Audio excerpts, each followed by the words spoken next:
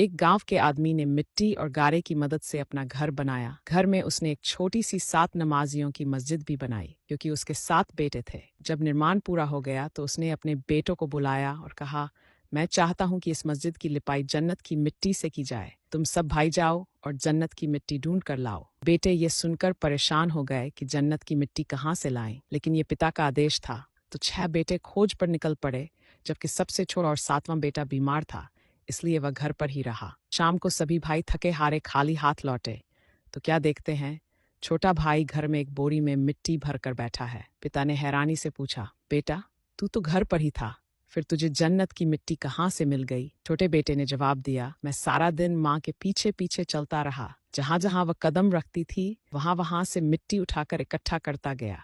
यही है जन्नत की मिट्टी। एक गांव के आदमी ने मिट्टी और गारे की मदद से अपना घर बनाया। घर में उसने एक छोटी सी 7 नमाजियों की मस्जिद भी बनाई, क्योंकि उसके 7 बेटे थे। जब निर्माण पूरा हो गया तो उसने अपने बेटों को बुलाया और कहा, मैं चाहता हूं कि इस मस्जिद की लिपाई जन्नत की मिट्टी से की जाए। तुम सब भाई जाओ और जन्नत की मिट्टी ढूंढ कर लाओ। बेटे ये सुनकर परेशान हो गए कि जन्नत की मिट्टी कहाँ से लाएं, लेकिन ये पिता का आदेश था। तो 6 बेटे खोज पर निकल पड़े, जबकि सबसे छोटा और 7वां बेटा बीमार था, इसलिए वह घर पर ही रहा। शाम को सभी भाई थके हारे खाली हाथ लौटे तो क्या देखते हैं, छोटा भाई घर में एक बोरी में मिट्टी भर कर बैठा है। पिता ने हैरानी से पूछा, बेटा तू तो घर पर ही था, फिर तुझे जन्नत की मिट्टी कहाँ से मिल गई? छोटे बेटे ने जवाब दिया, मैं सारा दिन माँ के पीछे पीछे चलता रहा। जहाँ जहाँ वह कदम रखती थी वहां वहां से मिट्टी उठाकर इकट्ठा करता गया।